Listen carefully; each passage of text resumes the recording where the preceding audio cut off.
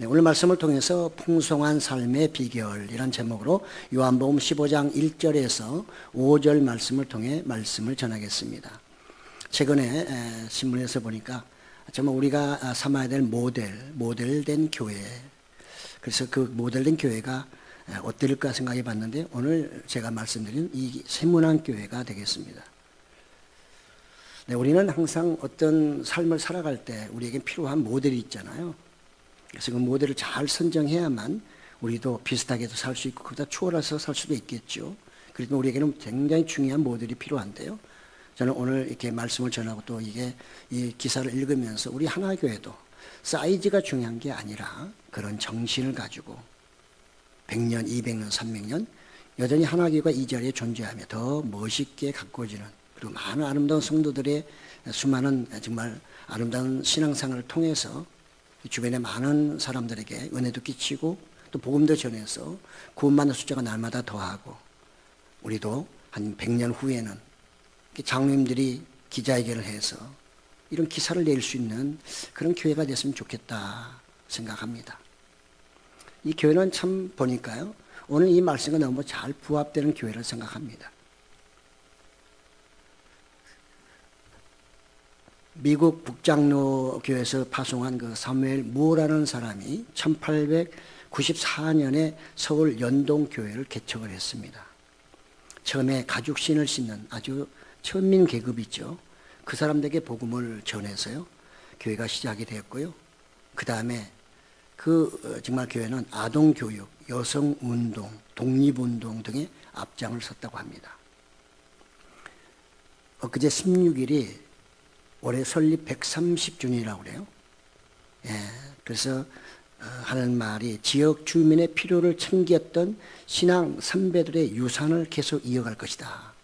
역시 큰 교회, 역시 뭔가 부흥하고 성장하는 교회 생각이 좀 다르다. 지역 교회를 섬겼던 선배들의 그 유산, 그걸 우리가 그 유산을 받아서 우리도 그대로 이어가겠다고 하는 것은 너무나도 정말 좋은, 이 시대에 맞는 표라고 생각하고요, 또 꿈이라고 생각합니다. 제가 상당히 오래전에 한번 그 주변에 지나가게 됐는데요, 옛날에는 조그만 교회인데 지금은 엄청나게 크게 졌습니다. 아마 재산으로 따지면 아마 엄청날걸요. 거기에 뭐 서점도 자체 운영하고요. 지금은 정말 멋있는 교회. 그래도 대한민국에 저런 교회가 있다는 게 너무 자랑스럽습니다. 연동교회는 그 당시 아주 정말 사람 차별, 신분 차별이 심할 때 천민 출신의 사람들을 장로로 세우게 됐고요.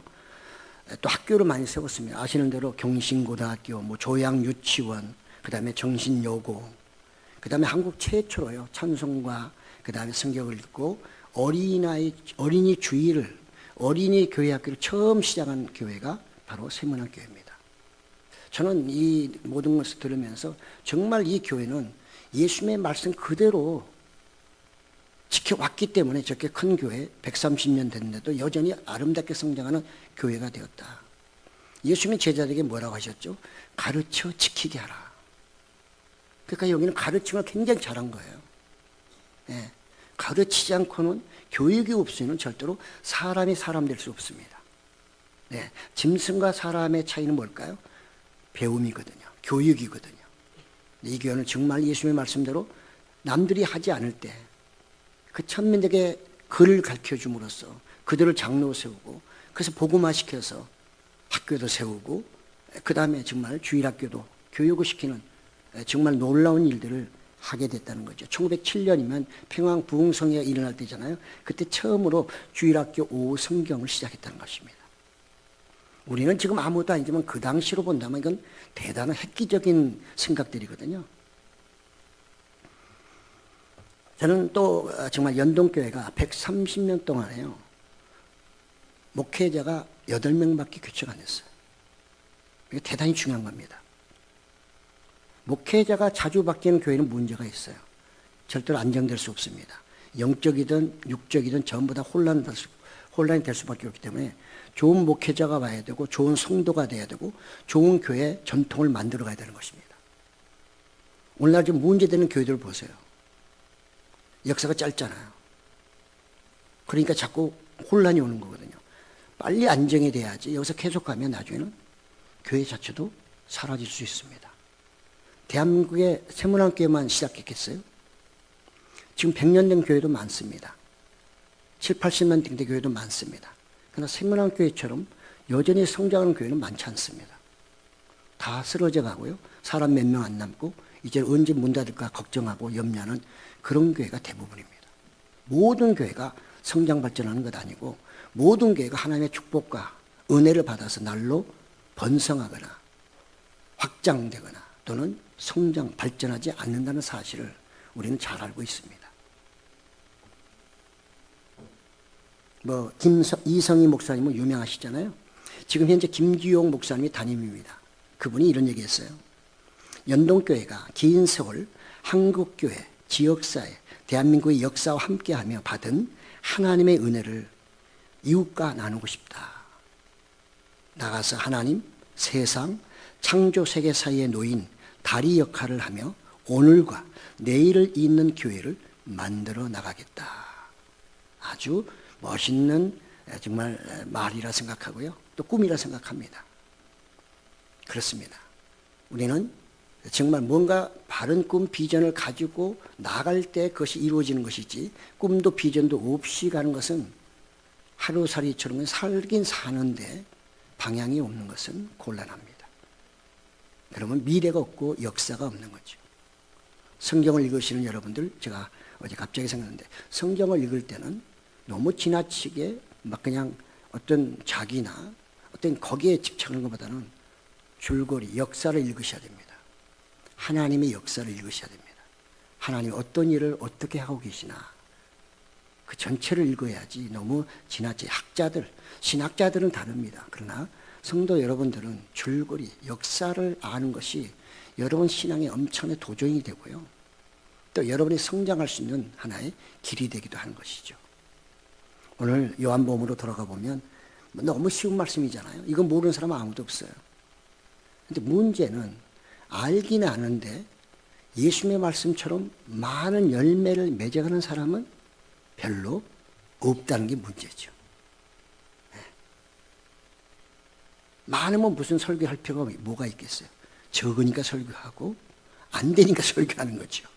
아마 예수님도 답답하시기 때문에 이 말씀 하셨을 거예요. 예수는 풍성한 삶의 비결이 뭐냐? 그것은 바로 나와 연합하는 것이다. 나와 연합하는 것이다.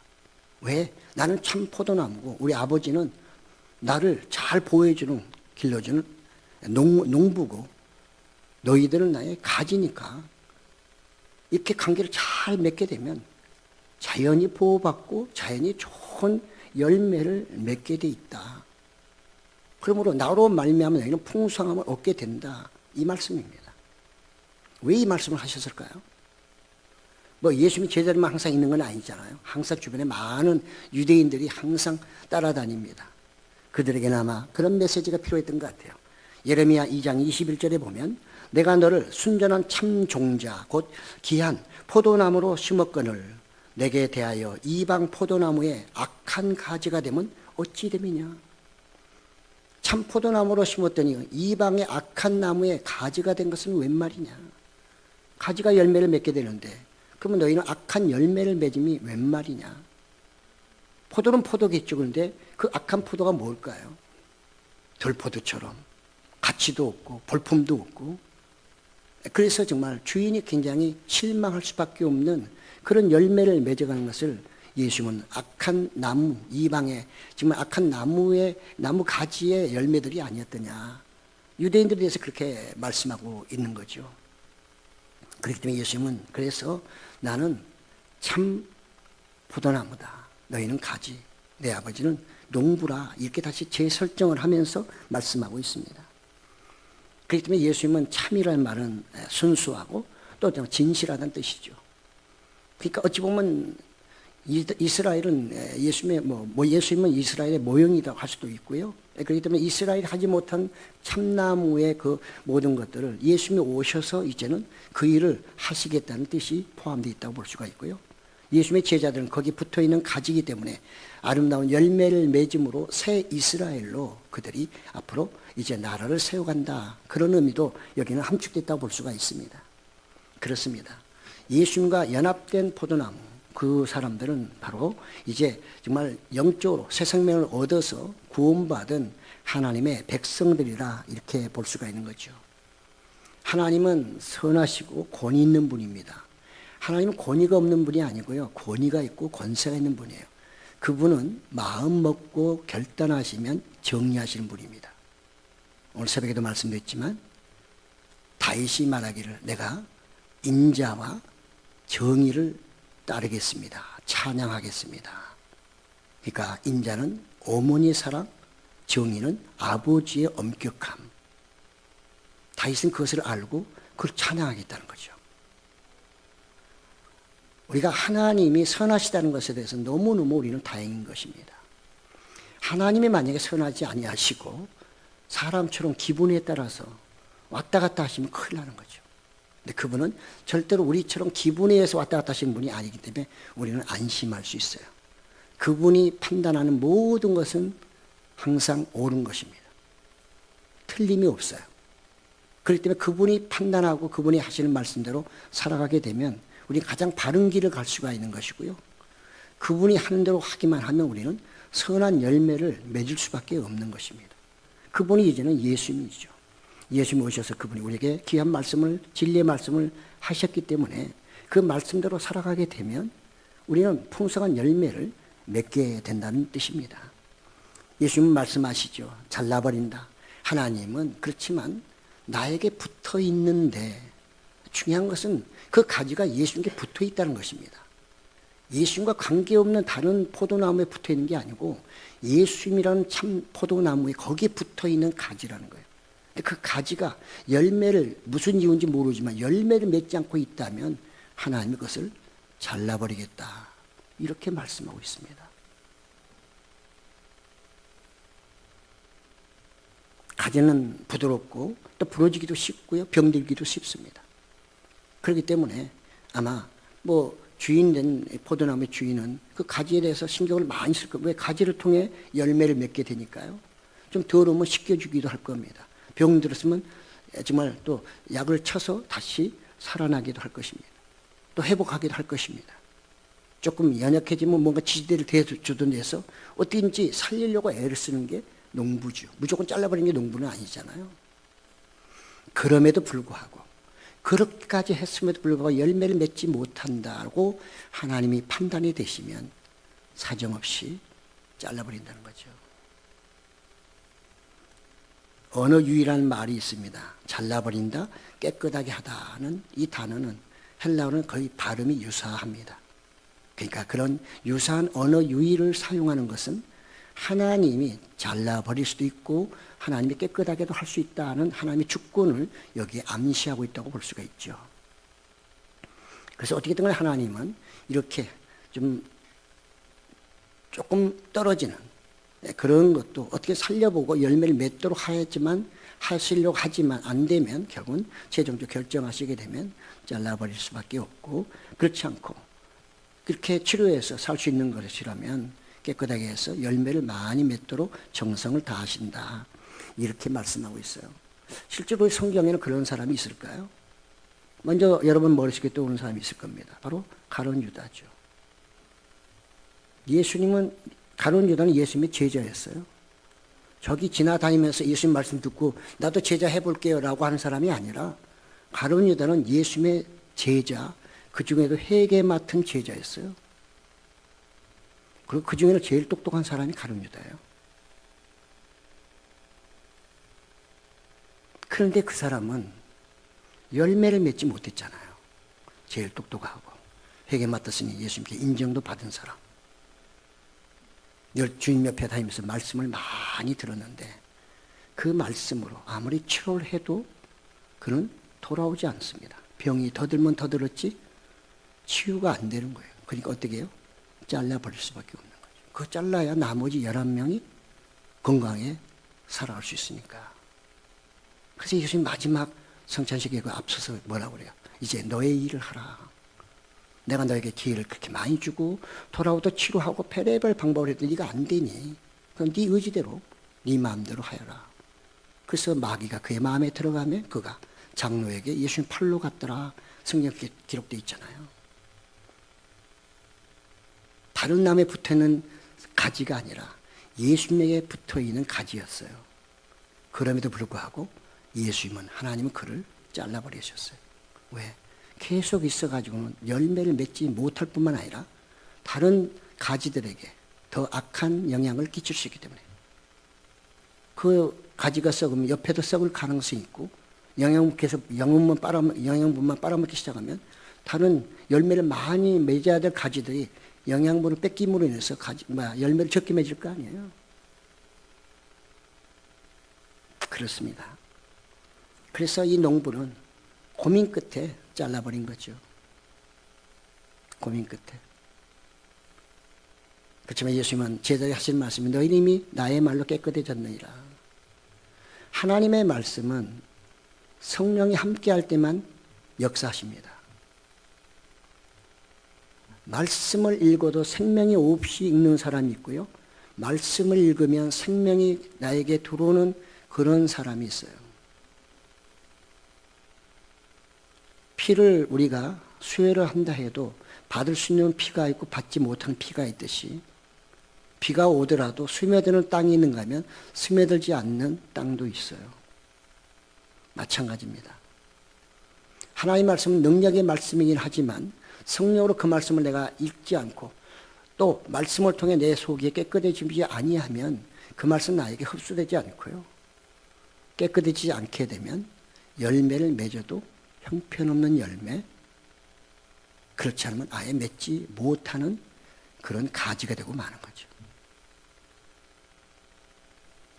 하나님이 예수님을 이 땅에 보내시고 십자가에 그분을 죽이기까지 하시면서 우리를 구원하고 우리를 그분의 그 예수님과 접목을 시켰다면 그냥 하신 건 아니잖아요. 그냥 우리를 불러가지고 우리 마음대로 살아도 된다는 건 아니잖아요. 그분이 피의 대가로 우리를 사셨는데 그분은 농부신데 나무를 심으면 그리고 가지를 관리를 하면 반드시 열매를 맺어줘야 그 의미가 있는 것 아니겠어요? 네. 우리가 일반적으로 생각해도 너무 간단한 거죠. 우리는 착각하는 게 뭐냐면 하나님은 안 그러실 거라는 거죠. 우리 하나님은 좋으신 분이기 때문에 내가 어떤 일을 해도 그분을 다 이해하고 용서하고 다 받아줄 것이라고 생각하는 착각이라는 거죠. 그래서 천국 앞에 가서 헤매다가 다른 길로 간 사람이 많다고 어떤 사람이 그런 얘기 하잖아요. 우리가 하나님의 말씀을 똑바로 깨닫지 못하고 바르게 이해하지 않고 바르게 살아가지 않게 되면 열매는 고사하고 잘못하면 전지될 수 있다. 잘림을 당할 수 있다는 사실을 오늘 예수님 말씀하고 있어요. 그건 제 얘기가 아니고 예수님 말씀이에요. 예수님 말씀이에요. 그러니까 우리는 가룟 유다가 되면 안 되는 거예요. 예수님은 어느 누구도 가룟 유다가 되기를 원치 않으셔요. 왜? 6절에 보면 그렇게 잘림 받은 사람은 어떻게 한다고요? 지옥불에 가서 계속해 거기서 고통당한다고 말씀하고 있기 때문에. 그러니까 예수님 누가 그분의 제자가 그런 데 가기를 원하시겠어요? 예수님의 간절한 마음은 어느 누구도 다 모두가 열매 맺어서 하나님께 인정받고 칭찬받고 복받는 그런 사람이 그런 제자가 되라고 지금 예수님이 말씀하고 있는 것이거든요. 우리는 베드로를 보면 베드로도 얼마나 지옥 갔다 천국 간 사람이잖아요. 예수님 3번씩이나 부인했죠. 또 사단이란 그런 아주 수치스러운 이름도 말도 들었죠. 예수님한테. 그렇지만 예수님이 다시 그에게 치료해 줄 때 말씀으로 그를 치료했을 때 부활한 후에 성령이 그의 임함으로 그가 훌륭한 제자가 됐잖아요. 가룟 유다는 엄청나게 대조되잖아요. 똑같은 제자였지만 예수님 제자 중에는 베드로가 수제자를 할 정도 나이가 예수님보다 많았으니까요. 수제자였죠. 그러나 베드로가 가룟 유다보다 훨씬 더 위에 있었다 볼 수 있는 거죠. 그런데도 불구하고 그가 그렇게 위기를 당했을 때 주님의 말씀을 그가 다시 치료함을 받고 다시 그가 성령을 통해서 새 사람이 되면서 오늘 예수님의 이 말씀처럼 그는 엄청난 열매를 맺은 것이죠. 그가 우리 신약에 있어서 교회에 있어서 그 한 역할을 보면 정말 엄청나게 많은 일을 했습니다. 그거 아니면 해결할 수 없는 이방인의 성령에 대한 어떤 강림, 성령의 임함, 이방인의 구원 문제. 베드로가 아니었으면 그들은 아마 엄청나게 싸웠을 것입니다. 자기네끼리. 누구네끼리? 사도끼리. 이방인에게 무슨 구원이냐 하면서 막 싸웠을 텐데 베드로가 직접 그걸 경험했고 자기 앞에서 성령 임한 걸 봤기 때문에 고넬료의 그 초청을 통해서 그래서 베드로가 그 얘기를 딱 하니까 거기 있던 모든 사람들이 그 말에는 수긍할 수밖에 없는 거죠. 그거 하나만 해도 그런데 그 이후에 뭐 복음을 해서 수천 명이 회개를 하기도 하고요. 큰 역할을 많이 했죠. 그래서 예수님은 깨끗하게 되었으므로 깨끗하게 되어진 사람은 많은 열매를 맺게 돼 있다. 너희가 맺는 게 아니고 나로 말미암아 열매를 맺게 돼 있다. 붙어만 있으면. 그러나 전제 조건이 뭐라고요? 붙어만 있으면 그 앞에 전제 조건인데 붙어 있어 열매를 맺으려고 하면 깨끗해져야 한다는 것이죠. 깨끗해져야 한다는 것이죠. 그냥 맺어지는 게 아니라는 거죠. 우리는 마태복음 25장 29절에 달란트 비유에서 무서운 말씀을 하고 있잖아요. 한 달란트, 무릇 있는 자는 받아 풍족하게 되고 없는 자는 그 있는 것까지 빼앗기리라. 사명감을 제대로 하지 않게 되면 있는 것마저 빼앗기는 그런 말씀을 다른 사람이 한 게 아니라 예수님이 하셨어요. 구원주로 오신 예수님, 한 영혼도 천하보다 귀하게 여기시는 그 예수님이 하신 말씀이에요.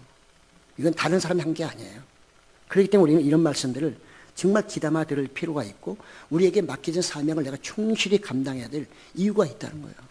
그 충성하지 않게 되면 게으른 종이라 만약에 주님께서 너는 게으른 종이야, 너는 잘라버려야 되겠다라고 하면 있는 것마저 빼앗기고 완전히 어디로 간다?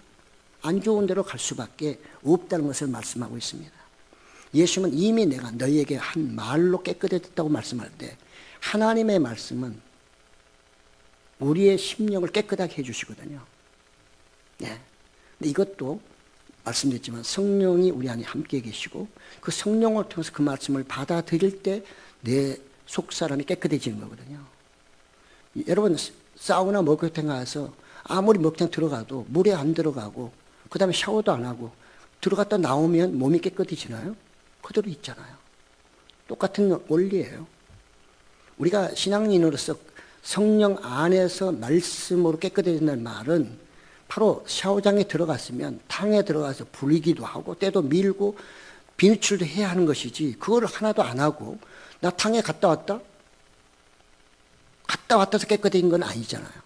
가서 어떻게 했는데 씻고 닦고 밀고 해서 진짜 깨끗해졌구나 하지 그냥 들어갔다 그냥 갔다가 온 것은 그거는 깨끗하다고 말할 수 없는 거죠. 성령의 내 안에서 말씀을 통해 나를 깨끗하게 한다는 말은 바로 그런 것입니다. 비유가 적절할지는 모르겠지만 그런 거죠. 그렇기 때문에 우리는 예수님 말씀을 들으면 늘 여러분 내 속사람이 깨끗해져야 돼요. 우리가 어떻게 살아도 깨끗하게 살 수는 없어요. 어느 누구라도 100% 아주 그냥 순수하게 살 수 있는 사람은 아무도 없거든요. 다 죄를 짓게 돼 있어요. 이 모양 저 모양으로. 중요한 것은 그 말씀으로 성령 안에서 말씀으로 그것을 나를 씻겨주는 하나님의 은혜를 받아야 되고 그 말씀을 들을 때마다 깨달아지면서 뭘 통해? 회개를 통해서 깨끗해지는 거거든요. 그러니까 회개가 없는 신앙은 대단히 위험한 신앙입니다. 예, 제가 옛날에 어떤 권사님 하신 말 자기 교회에서 30년 다녔는데 회개를 한 번도 해본 적이 없대요. 대단한 분이라고 그랬어요. 야, 그렇게 완벽하게 살 수 있나? 어떻게 하나님의 말씀을 30년 동안 설교를 들었는데 한 번도 회개거리가 없을 수가 있을까? 이야, 진짜 완벽한 분이시네. 죄송하지만 그런 분은 계속 그대로 가면 천국 가기는 어렵습니다. 제 말이 아니고 회개하지 아니하면 천국 갈 수가 없어요. 그래서 예수님도 첫 마디가 뭐예요? 회개하라, 천국이 가까이 왔느니라고 말씀하셨잖아요.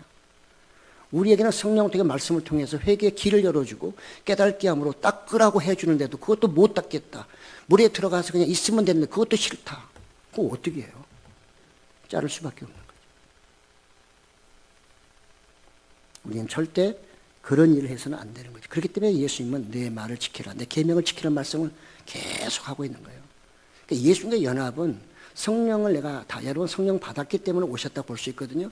그러면 이제부터 뭐냐면 말씀을 들음으로 여러분의 속성을 계속해서 깨끗하게 보존하셔야 돼요. 그걸 통해서 하나님이 주시는 성령의 열매를 계속 맺어가야 하는 거죠. 그런 열매를 맺지 않게 되면 나중에 내가 열매 없는 가지, 앙상한 가지만 남아있게 되면 그 모습이 얼마나 초라하겠어요. 그렇잖아요. 요한 1서 3장 3절에 보면요, 주를 향하여 이 소망을 가진 자마다 그의 깨끗하심과 같이 자기를 깨끗하게 하느니라. 하나님을 소망하는 자는 주님이 깨끗하신 것처럼 우리 자기 자신도 자기를 깨끗하게 한다는 거예요. 오늘날 우리 신앙생활 하면서 여러분, 우리가 영적이든 육적이든 간에 깨끗하면 병도 잘 안 걸리잖아요. 네. 그래서 독감 예방도 맞는 거 아니에요? 걸리지 말라고. 병으로부터 깨끗하라고. 우리의 영혼도 하나님의 말씀으로 내가 치유를 받아야 속이 깨끗해지는 것입니다. 예수님은 생명의 말씀이기 때문에 그분의 능력은, 말씀은 능력이 있어서 우리에게 치유의 역사가 있고요. 그 다음에 우리에게 생명을 주는 그런 능력이 있어요. 그렇기 때문에 예수님의 말씀을 들으면 우리는 그 말씀을 살게 되면 영이 강건해지고, 영이 강건해지면 육도 마찬가지로 좋아지는, 풍요로워지는 그런 삶을 살게 되는 것입니다. 고린도후서 8장 9절에 우리 주 예수 그리스도의 은혜를 너희가 알거니와 부유하신 이로서 너희를 위하여 가난하게 되심은 그의 가난함으로 말미암아 너희를 부유하게 하려 하심이라. 여러분, 하나님은 우리 사람을 창조하실 때 처음부터 축복하신 분이에요. 아담과 이브를 에덴 동산에 두었다는 것은 그들에게 기쁘게, 에덴이라는 게 기쁘다는 뜻이, 아주 기쁘게 행복하게 그냥 사정없이 살라는 거예요. 사정없다는 말은 한도 끝도 없이 엔드레스, 끝이 없는 거예요. 그건 영생이라는 뜻이에요. 그런 좋은 자리를 줬는데도 그들은 그걸 박차고 나왔잖아요. 불순종으로. 하나님의 말씀으로 늘 깨끗하게 유지하고 있어야 되는데 뱀의 말을 들음으로 그 순간으로 그 마음이 더러워지면서 가지가 잘려진 거나 똑같은 거죠. 그렇습니다. 우리는 예수 그리스도로 말미암아 새롭게 거듭나게 되면 주님의 연합으로, 주님과 연합으로 인해서 영적인 부유함과 육적인 부유함도 당연히 오게 된다는 사실을 알 수가 있고요. 그래서 아까 제가 세문안교회를 하나 예를 든 것입니다. 하나님의 말씀대로 열심히 살았기 때문에 오늘까지 130년이라는 긴 세월 동안에 좋은 교회로 성장했고 모르는 사람이 없을 정도의 그런 세문안교회가 됐습니다. 그냥 되는 게 아니죠. 오늘 말씀이면 그 교회는 깨끗하게 계속해서 정말 경건한 삶을 통하여 교회가 계속 성장해서 아름다운 열매를 계속 맺어가고 있는 것이잖아요. 그러므로 우리는 우리 옆에 샘플이 있는 것입니다. 예수님은 하나님의 말씀을 사모하는 그 사람들 많이 몰려들었잖아요. 그 오병의 기적. 그들은 말씀이 그리워서 모였을 때 제자들은 그냥 귀찮아요. 시간도 뭐 어두워지는데 이거 저 사람들 잘못하면 문제 생기면 또 어떻게 하나. 거기에 온 신경을 쓰느라고 말씀에 신경 쓰지 않아요. 제자들은 사람들을 많이 왔으면 귀찮아요. 빨리 가버렸으면 좋겠네. 그래야 좀 쉴 수도 있고, 그 다음에 여기서 또 뭐 잘못되면 막 자기네 책임지고 나갈 것이고, 귀찮은 거예요. 빨리 그냥 보내면, 주님, 좀 날씨도 어두워 내일 오라고 그냥 보내버리시죠. 이렇게 얘기하잖아요. 예수님은 어디에 관심이 있어요? 말씀, 생명을 나눠주는 데 관심이 있었고, 그 사람들도 가난한 사람, 뭐예요? 하나님의 말씀에 가난했기 때문에 예수님은 그 가난한 그들의 마음에 채워주시기 위해서 육적인 것 알았어. 그래서 오병의 기적을 일으키신 거예요. 영혼이 갈급하면 채워주실 뿐만 아니라 그 영혼의 채워주심은 육적으로도 다시 확장된다는 것을 우리에게 보여주는 좋은 샘플인 것입니다. 우리가 대한민국에 살면서 이렇게 좋은 나라에 살면서 이렇게 신앙의 자유가 있는 나라에 살면서 영적인 그런 부유함을 누리지 못한다면 어디 가서 누리겠어요? 어디 가서?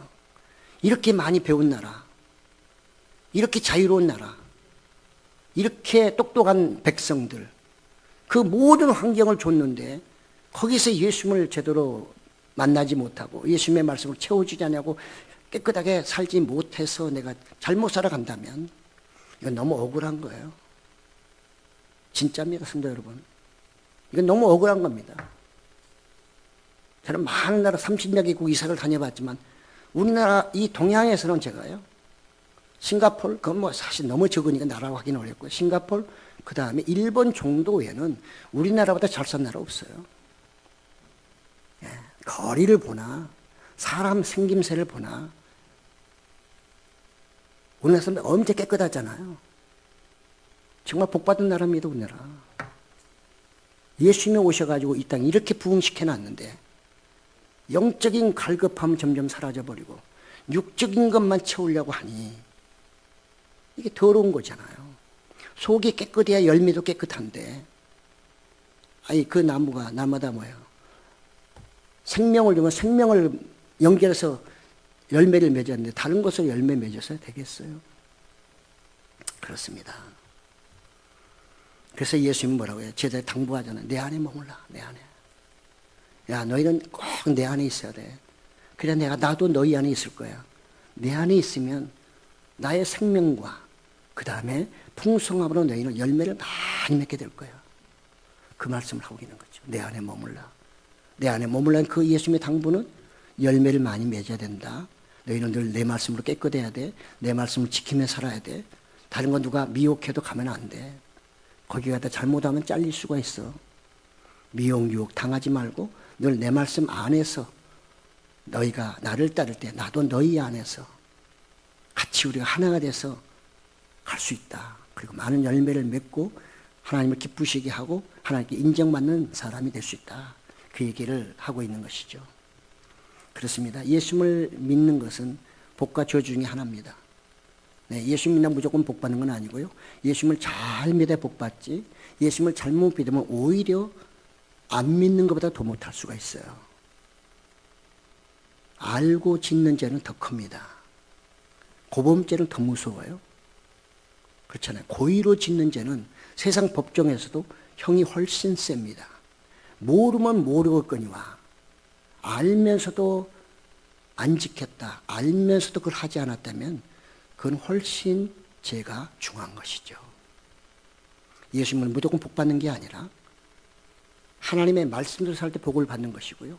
하나님의 말씀을 날마다 들어도 그 말씀으로 내가 깨끗해지지 않고 열매를 맺지 않게 되면 그것은 축복이 아니라 저주로 흘러갈 수 있고 잘림받을 수 있다는 것을 예수님이 강력하게 경고하고 계신 것입니다. 그래서 제자들에게 내 안에 머물라. 잘려버리면 지금은 푸르지만 좀 있으면 시간이 지나면 시들어버릴 것이고 열매는 고사하고, 그죠? 아궁이에 뭐 불쏘시개밖에 더 나겠습니까? 그렇습니다. 그래서 바울은 그걸 깨달았던 거죠. 영적인 교제가 얼마나 소중한 것인가. 갈라디아서 2장 20절에 보면 내가 그리스도와 함께 십자가에 못 박혔나니 그런즉 이제는 내가 사는 것이 아니요 오직 내 안에 그리스도께서 사시는 것이라. 이제 내가 육체 가운데 사는 것은 나를 사랑하사 나를 위하여 자기 자신을 버리신 하나님의 아들을 믿는 믿음 안에서 사는 것이다. 나는 이제 믿음 안에 산다는 거예요. 나는 믿음 안에 살고 있다. 주님의 말씀 내 안에 거하라. 믿음 안에 거하라는 말씀과 똑같잖아요. 바울은 그걸 깨달은 거예요.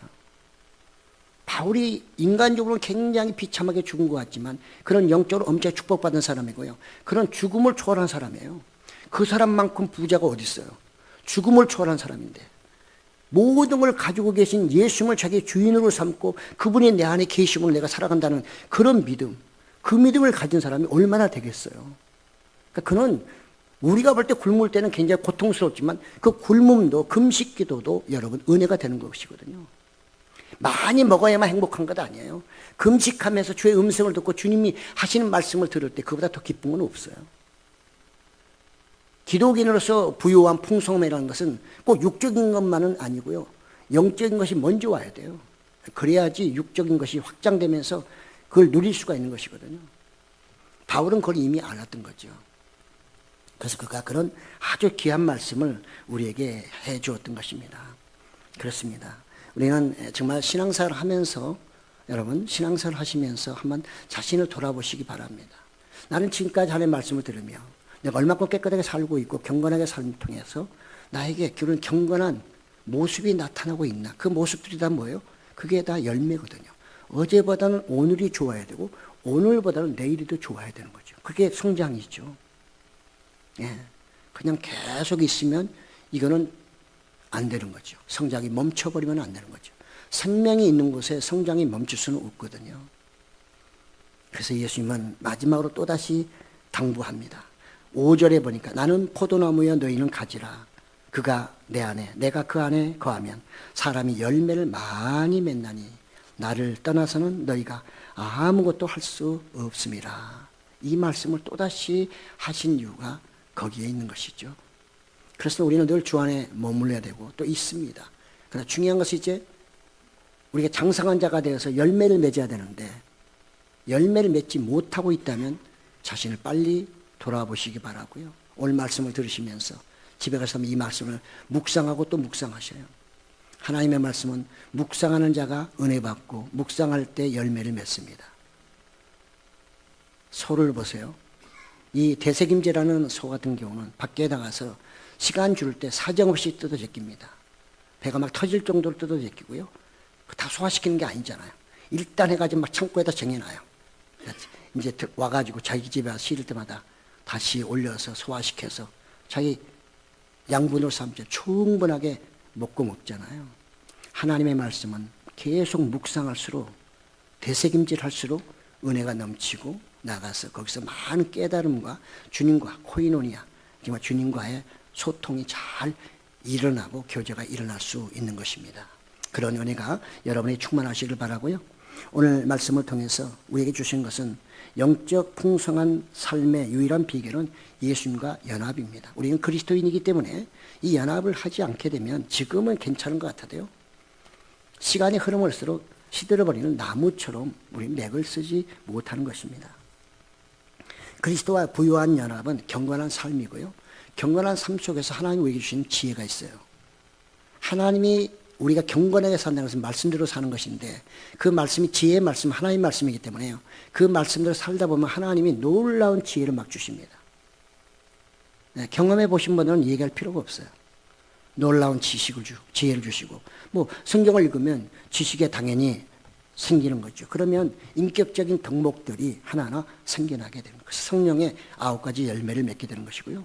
두 번째는 영적 풍성함은 육적 풍성함으로도 이어지는 것. 우리는 신명기긴 하지만 28장에서 축복과 저주의 말씀을 하고 있잖아요. 네가 내 말을 잘 지키면 들며 날며 복을 얻으리라. 예수님도 내가 양의 무님으로 들며 날며 꼴을 얻으리라. 똑같은 말씀하고 있잖아요. 그렇습니다. 예수 믿으면 여러분 삶도 풍요로워야 됩니다. 더 좋아야 됩니다. 주님을 제대로 믿으면 성령이 충만하면 은혜가 넘치면 얼굴에 빛도 나야 돼요. 주름살도 옛날 5개다가 3개로 줄여야 돼요. 세상 사람들은 뭐라고 해요? 자기 얼굴이 자기 인생에 책임진 자들이에요. 예? 세상 사람은 그렇게 얘기해요. 우리는 그렇게 말하는 게 아니라 예수님과 함께하면 예수님이 내 인생을 책임져 주시고 내 얼굴 빛도 주름살도 다 책임져 주셔요. 성형할 거 없어요. 주님 잘 믿으시면 번쩍번쩍 빛나요. 네. 세 번째로는 영육의 풍성함을 계속 누리는 비결은 하나님이 뜻대로 사용하셔야 돼요. 그거 여러분 쌓아놓으면 썩어요. 우리가 성경에도 예수님이 부자, 농부 얘기하잖아요. 부자, 농부 아시죠? 시간이 없으니까 제가 설명 더 이상 하지 않겠고요. 청지기 의식을 가져야 돼요. 하나님 나에게 맡겨주셨다. 이 맡겨주신 것을 내가 최선을 다해서 충성을 할 때 더 많은 열매를 맺게 되고 하나님은 계속해서 부어주신단 말이죠. 네. 근데 안 쓰면 부어줄 이유가 없죠. 쓰는 자가, 주를 위해 쓰는 자가 더 많은 복을 받게 된다. 그래서 마가복음 10장 30절에 제자들이 우리가 주를 위해서 다 버리고 내버리고 뭐 했는데 우리는 뭐 먹고 살아요? 라고 말할 때 마가는 10장 30절에서 현세에 있어 집과 형제와 자매와 어머니와 자식과 전토를 벌인 사람들은 100배나 받되 박해를 겸하여 받고 내세에 영생을 받지 못할 자가 없느니라. 이렇게 말씀하고 있어요. 사랑하는 성도 여러분, 시대가 많이 어렵습니다. 우리를 많이 유혹합니다. 이럴수록 우리는 예수님의 말씀으로 깨끗해지고 그래서 주님이 주시는 은혜로 열매를 많이 맺어야만 세상을 우리가 수용할 수 있고 그들이 우리를 보고 따라올 수 있는 것입니다. 뭔가 줄 수 있어야 오잖아요. 전도도 선교도 좋아야지 오잖아요. 내가 먼저 풍성해져야 줄 수 있는 것 아니겠어요. 풍성한 우리 하나교회 되시고요. 또 여러분 되셔서 정말 늘 그리스도로 말미암아 부유하신 분으로서 나눠주고 베풀므로 인해서 여러분의 삶이 늘 기쁘고 즐겁고 행복한 그런 삶이 꼭 되시기를 예수님의 이름으로 축복합니다. 아멘. 주님